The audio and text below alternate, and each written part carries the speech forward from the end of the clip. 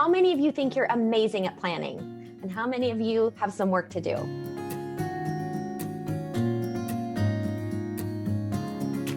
I am Amy Gianni. I'm a Master Certified Coach here at the Life Coach School. Let's talk about proactivation. Now, this is a made-up word, but it's an awesome word. It's the opposite of procrastination. Now, when we procrastinate, we delay things and we postpone things, right? We push them off. We're usually really, really good at procrastinating things that give us long-term pleasure.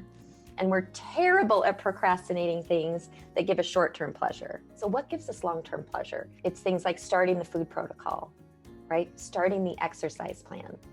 Those things give us long-term pleasure, right? Because they get us to the results that we want. Sitting down and writing the book that we've always wanted to write. It's really easy to procrastinate that, but that's something that gives us long-term pleasure.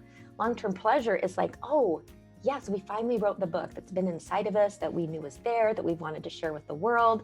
Once you get the book out, right, that's long-term pleasure. It's really easy to procrastinate those things. We're creating content in your business, but we're terrible at procrastinating the things that give us short-term pleasure. So it's that instant gratification. It's eating the donut.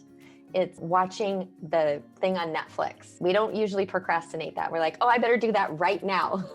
It's like that impulse buy, buying the new purse or the new thing that you see. I want you to think about that. We're really good at procrastinating the things that give us long-term pleasure, terrible at procrastinating things that give us short-term pleasure. If you can change that around, that's how you create the life that you dream about. Start procrastinating eating the donut. Procrastinate watching Netflix and write the book instead. So when you're proactive, you're causing something to happen, right? You're not being reactive. And we want to get out of reactive mode and plan.